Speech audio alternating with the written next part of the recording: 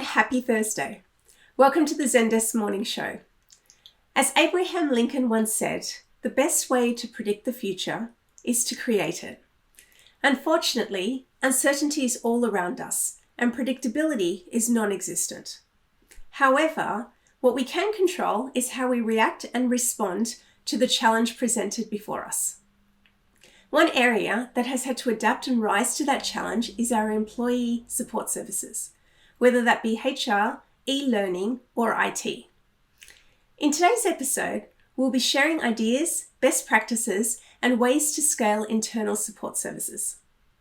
To kick off today's session, our HR All-Star Leader for the region, Sarah Manning, will share her experiences of how the Zendesk team are adjusting to increased employee requests. Sarah, welcome. Could you give us a quick snapshot on your role and remit? Thanks, Pradini. I'm excited to be here. Thank you for having me. So I am HR Director for our EMEA region. Within the region, we have close to 1,000 employees spread over 9 different countries. And within across Europe, then we have HR people on the ground in 5 of those locations. Right now, though, I'm also a mum of 3 with the simple goal of trying to get through each day with my sanity intact. Simple goals. True. So what has been the biggest impact to HR support services during COVID-19? Yeah, it's been hard. We haven't had time, to sit back yet and do a retro on this whole thing because we're still in it. I don't think we just haven't had that time yet, but you just keep going. We're running fast since the outbreak became such a reality. So we're planning, reacting, responding, communicating. No matter what industry you're in, HR teams are those teams that are out at the front. We need to act, we need to mobilize, and we need to do it quickly. We need to be there to support our leaders and our employees at every level. In this crisis, whether that action takes the form of moving everything virtually to remote working, as is the case here in Zendesk, or being in that really difficult position that many organizations are in now of looking at layoffs and just dealing with a volume of questions and concerns from employees about job security, or oftentimes it's going to be a combination of all of those scenarios for different organizations. HR teams are right there at the front. We are right there at the front of it all. So if I think about your question now in terms of the impact, I think it's the absolute imperative of communication. Being clear, concise, and transparent in all communications with employees. We learned quickly, though, that as we communicated clearly, as this began and keeping people informed, we communicated a lot. We then realized how responsive we needed to be. So we have our very simple kind of people ops at handle using our Zendesk support tool. And using that product, that allows any employee anywhere in the world to just use that one simple email address. So they just email peopleops at, it then routes to the correct team, because if it's a healthcare question, that will go to our benefits team. If it's a hiring question, that will go to our talent acquisition team. And it will also route to the correct team in the correct location for you to answer your question. So all of that kind of background, all of those triggers reduce the amount of triage that's needed by people on the ground, which means people are getting their answers much quicker. Great. So you mentioned the support tools that you've used. What other tools have you had to think about? Sure. I think in addition to the support tool, our help center. So our guide help center has been critical, because from our tickets into peopleops at, as well as kind of analytics and, keyword searches from our help center, we're very quickly able to understand the trends and the common questions that people were asking. And this allowed us then in turn to quickly draft straightforward articles to post on our help centers.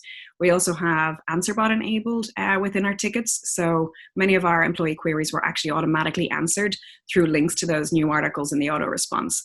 And across, I think I looked at the stats across everything that we've ever posted on our HR Help Center pages. Our COVID-19 resources, which was a particular article that we produced for each country, has been the most viewed article in the past 3 weeks by far.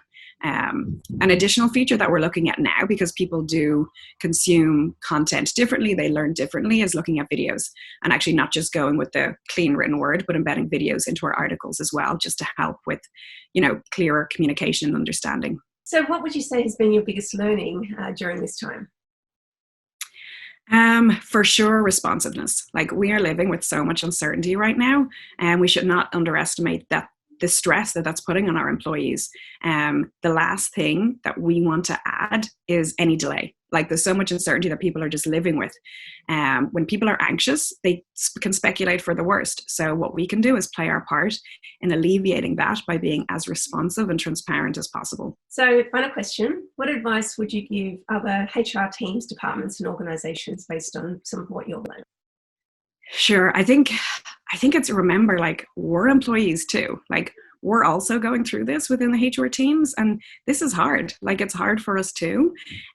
So I think to do your best to take care of yourself, take care of your colleagues, the employees you support, the managers and leaders you support need you now more than ever. But you're no good to them if you're exhausted. And that's kind of a simple fact right now. So I guess my advice is make time, practice self-care, look after yourself. Great. Well, thank you so much, Sarah, for joining us today. And my hat's off to you as well, because not only are you running our HR function across Europe, you're a mother of 3 with the kids at home at the moment, and you've managed to join us today. So thank you very much. Oh, my pleasure. Thank you. HR processes is one thing that has had to shift. What about e-learning, communications, and training services? Let's hear from our global training leader, Jen, on processes we have implemented at Zendesk. Hi, my name is Jane Cronin and I lead our global leadership and talent development team at Zendesk. What I'd love to do today is share with you how we've approached learning during the coronavirus outbreak. I guess, like a lot of companies, we knew that we needed to support our employees with information and resources on how to work as part of distributed teams. For many people, working from home for an extended period is quite a change. And when you layer in everything that's going on in the world right now and in their personal lives, that's a lot to process and a lot to take in. So for us, being nimble and getting information to employees quickly was key. People don't like uncertainty in uncertain times, so our executive team did a great job of getting short, snappy videos out to people to keep them up to date and informed. We also did our part in providing relevant online learning to help people make the shift. We kept this content online. We provided it either through video, through articles, or through virtual webinars that people could sign up to. And now we're really thinking about the future of learning. We know that we need to build for virtual first. We know that we don't want to compromise the learner experience. And we also know that there is still a place for in-person events in the future, but we need to figure out what all of that looks like. We've also been very fortunate at Zendesk that we have some great tools at our disposal. So, for example, we use Zoom a huge amount for virtual video calls, and we've now started using Zoom for online training and for online webinars. We've been using Zoom for many years, so most people are really familiar with that tool. And what's kind of cool now is that we just have some additional guests, like people's pets and kids and other people that they live with, popping into the background. We also rely on Slack quite heavily for in-the-moment conversations, and that's been great because it allows us to keep connected and to make decisions quickly.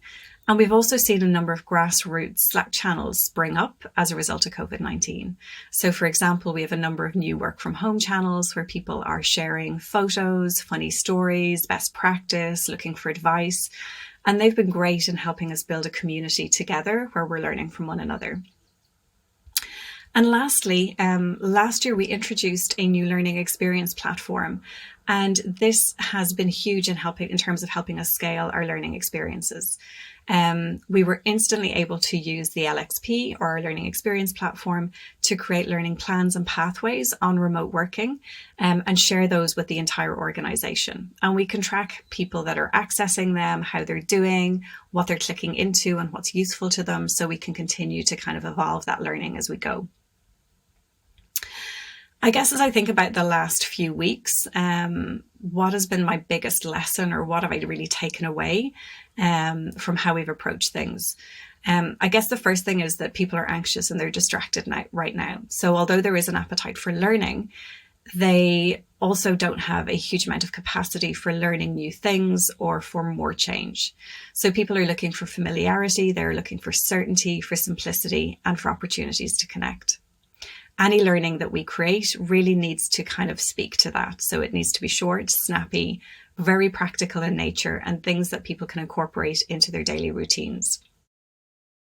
We've also tried to provide forums where people can come together to learn from one another and to share best practice and really discuss what's going on in the moment. And I guess as I think about, the type of advice I would like to share with people, first and foremost, it's not to put too much pressure on ourselves. We don't have all of the answers. We're all learning this as we go and we're in it together. My other piece of advice would be to leverage other people in your company or externally who can share best practice and provide guidance around this situation and bring them into the conversation. And lastly, it would be to keep things simple and go back to basics. People aren't looking for anything super sophisticated or complex right now. People are looking for clarity, simplicity, practicality, and easily digestible learning chunks. I hope this has been useful, and thank you for allowing me to spend some time with you today. Jenny's one of my favourite people at Zendesk. Her calm composure, strength of character, and great ideas always shine through. We have heard what we are doing at Zendesk to support our teams and scale our services. I'd like to introduce you to Alice, who is going to talk briefly about a session she'll be running on how to set up a HR IT instance to support your employees.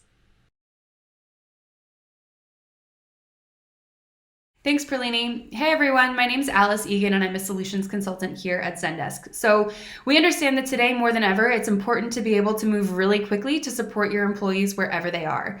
So we've set up this webinar to help you understand how to quickly configure and deploy a Zendesk instance to HR and/or IT teams. So in the webinar, I'm going to be reviewing a Zendesk instance that I have set up for HR and IT teams. And I'm confident that if you follow along my webinar and you set up the things that I have set up, it'll put you at a really good baseline to quickly support your employees and set up any sort of customizations or workflows that are unique to your business or your team's needs. So the one prerequisite for this webinar is that you come along with an end user email address that we can add into the account. That can be an email address that you already have. I prefer to create new email addresses with Gmail because I can also create a Google Chrome persona that I can use to test out the end user experience. But whatever it is, just make sure that you have that and a Zendesk subdomain or instance to go ahead and start setting up. And I look forward to seeing you on the webinar. So with that, I will pass it back to you, Perlini. Thanks. Thanks, Alice. A valuable session, and I would encourage you or your teams to join the webinar. For more information on today's content, visit the internal use case section on the Zendesk website, where you can learn more about the tools available. You can also learn from companies such as Tesco and OpenTable, who have used Zendesk to help their internal teams gain scale. Also, why not visit our apps marketplace, linking you to over 750 app integrations for asset management, change management, collaboration, and many more to help streamline your operations. Thank you for joining today. Tune in next Tuesday as we cover the importance of omnichannel. Take care, look after yourselves, look after your teams and each other.